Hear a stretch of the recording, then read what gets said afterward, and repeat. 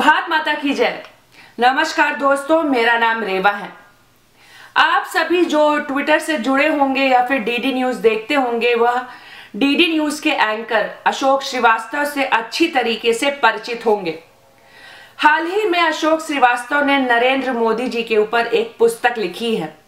इस पुस्तक में डीडी न्यूज के एंकर अशोक श्रीवास्तव जी ने खुलासा किया है कि कांग्रेस ने, यूपीए सरकार ने 2004 से 2014 के बीच किस तरीके से डीडी न्यूज का लगातार दुरुपयोग किया है। 2014 के लोकसभा चुनाव के दौरान नरेंद्र मोदी जी ने डीडी न्यूज को एक इंटरव्यू दिया था।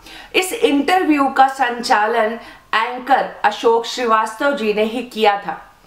अशोक श्रीवास्तव जी की जो पुस्तक है नरेंद्र मोदी के ऊपर, वह इसी इंटरव्यू पर आधारित है कि किस तरीके से नरेंद्र मोदी के इंटरव्यू को काफी काट छाट के बाद, सेंसर करने के बाद डीडी न्यूज पर प्रसारित किया गया था। जो इंटरव्यू नरेंद्र मोदी जी ने डीडी न्यूज को दिया था, उस इंटरव्यू में एक तो काफी काट छाट की गई, जिसे ऑफिशियल लैंग्वेज में सेंसर करना कहते हैं। एक तो उसमें काट छाट की गई, उसके बाद उस इंटरव्यू को काफी देर बाद रिलीज किया गया। इंटरव्यू के रिलीज होते ही, टेलीकास्ट होते ही यह इंटरव्यू विवादों से घिर गया और इसका विवाद और भी बढ़ गया जब टाइम्स ऑफ इंडिया ने सेंसर्ड इंटरव्यू के द्वारा दिखाई गई गलतफहमियों को जनता के बीच और भी बढ़ा चढ़ाकर परोसा। अशोक श्रीवास्तव ने अपनी पुस्तक में लिखा है कि इंटरव्यू के दौरान जो भी चारों तरफ के हालात थे, उनके तारों को देखते हुए वह उन्हें अच्छी तरीके से याद है और वह कह सकते हैं कि कांग्रेस ने, यूपीए सरकार ने किस तरीके से एक सार्वजनिक संस्थान का उपयोग अपने राजनीतिक प्रतिद्वंदी के खिलाफ किया था।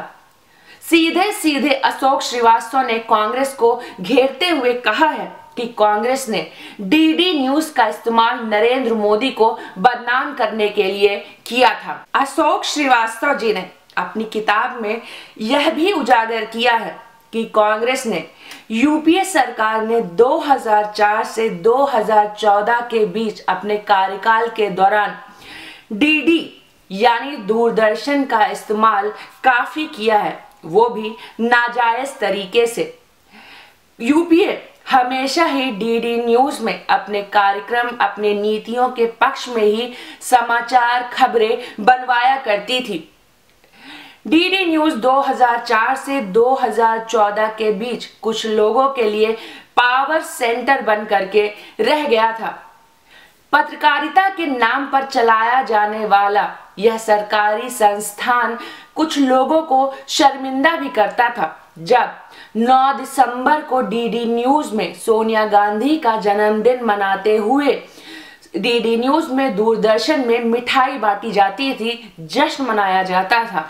अशोक श्रीवास्तव जी ने अपनी पुस्तक में आगे यह भी लिखा है कि जब प्रधानमंत्री नरेंद्र मोदी गुजरात के मुख्यमंत्री थे और अमेरिका ने उनका वीजा डिनाई कर दिया था, मतलब नरेंद्र मोदी को वीजा देने से मना कर दिया था, तब कांग्रेस ने डीडी न्यूज में मिठाई बंटवा करके अशोक श्रीवास्तव जैसे निष्पक्ष पत्रकारों को काफी शर्मिंदा भी किया था। दूरदर्शन में डीडी न्यूज में कांग्रेस की मनमानी लगातार चलती रही, लेकिन किसी की भी हिम्मत नहीं थी कि कांग्रेस की इन हरकतों, इन प्रथाओं पर रोक लगा सके या फिर इनका विरोध कर सके, क्योंकि डीडी न्यूज का जो पावर सेंटर था उसमें सभी के सभी कांग्रेस के सदस्य थे और जिसने भी इनका विरोध किया उसे दूरदर्शन छोड़ना पड़ा, या फिर आप कह सकते हैं कि 2004 में उन्हें दूरदर्शन से ही निकाल दिया गया। इसीलिए ना चाहते हुए भी हर कोई कांग्रेस की मनमानी को बर्दाश्त करता रहा और चुपचाप अपने काम पर लगा रहा। इस किताब ने यह भी दावा किया है कि गुजरात में 2007 में हो रहे चुनाव के दौरान दूरदर्शन के संपादकों को सलाह और आदेश तीस्ता सीतलवाड़ से लेने पड़ते थे। कोई भी समाचार टेलीकास्ट होने से पहले, कोई भी खबर बनने से पहले उन्हें तीस्ता सीतलवाड़ से सलाह मशवरा करना पड़ता था। लेकिन 2009 के लोकसभा चुनाव के बाद जो डीडी न्यूज का पावर सेंटर था उसमें थोड़ा धीरे धीरे कमी आनी शुरू हो गई और इसकी वजह थी कांग्रेस के भीतर की ही आपसी खींचातानी। लेकिन इसके बावजूद भी कांग्रेस ने डीडी न्यूज यानी दूरदर्शन का इस्तेमाल नरेंद्र मोदी के खिलाफ करना जारी रखा। कांग्रेस ने बढ़ चढ़ करके दूरदर्शन का इस्तेमाल नरेंद्र मोदी की छवि को बिगाड़ने के लिए लगातार करता रहा। 2004 से 2014 के बीच कांग्रेस ने दूरदर्शन में नरेंद्र मोदी के द्वारा किए गए किसी भी अच्छे काम को, उनके द्वारा लागू की गई किसी भी अच्छी नीति को प्रसारित करने पर बैन लगाकर रखा था। इस बात से अशोक श्रीवास्तव को काफी हैरानी हुआ करती थी।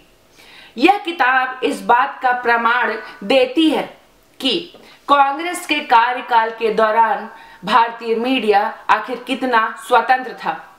अब जब नरेंद्र मोदी इस देश के प्रधानमंत्री हैं, भाजपा का कार्यकाल है, तो हम पिछले 5 सालों से सुन रहे हैं कि मीडिया स्वतंत्र नहीं है, मीडिया को बोलने की आजादी नहीं है। लेकिन इस किताब को पढ़ने के बाद ऐसा लगता है कि मीडिया की स्वतंत्रता पर खेल खेलने वाली कांग्रेस की बातें तो सिर्फ और सिर्फ एक प्रोपेगेंडा ही है। यह किताब इस बात का भी प्रमाण देती है, यह बात इस बात की भी याद दिलाती है कि किस तरीके से कांग्रेस ने प्रियंका गांधी का इस्तेमाल समय समय पर किया है। वो भी सिर्फ इसलिए क्योंकि प्रियंका गांधी अपनी दादी इंदिरा गांधी की जैसी दिखती हैं। इसके अलावा तो प्रियंका गांधी की कोई उपलब्धि नहीं है। वैसे तो प्रियंका गांधी पिछले 12 साल से राजनीति में है, लेकिन हर बार लुका छिपी का खेल खेला जाता था। कांग्रेस ने 2014 में भी प्रियंका गांधी को चुनाव के मैदान पर उतारा था, लेकिन इस बार कंपटीशन बहुत तगड़ा है। कांग्रेस ने प्रियंका गांधी को उत्तर प्रदेश में कांग्रेस के महासचिव के तौर पर चुनावी मैदान पर उतारा है। प्रियंका गांधी बहुत ही जोश के साथ चुनावी रैलियां कर रही हैं, बयानबाजी कर रही हैं, भाषणबाजी कर रही हैं, मोदी को घेर रही हैं। करना चाहिए, होना चाहिए, इससे हमें आपत्ति नहीं है। यह this is part of the politics.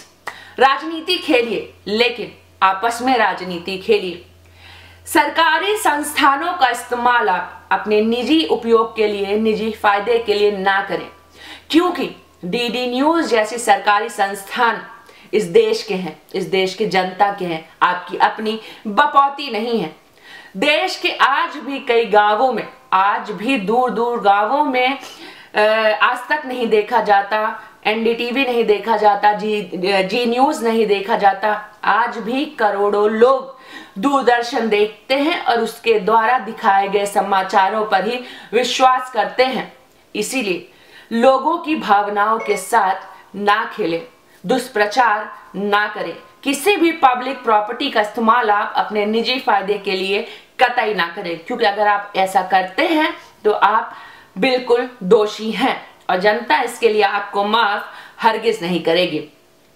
खैर, अगर आपको मेरा वीडियो पसंद आया हो तो इसे लाइक करें, शेयर करें और मेरे चैनल को सब्सक्राइब करना ना भूलें। भारत माता की जय। जय हिंद और राम राम।